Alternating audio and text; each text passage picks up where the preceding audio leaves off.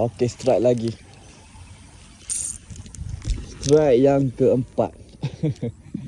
Ada strike lagi tak Mum? Oh, banyak pula strike curug Sini memang banyak curug je ke?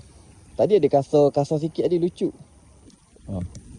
Dia pakai hook ni lagi touching red bone spike.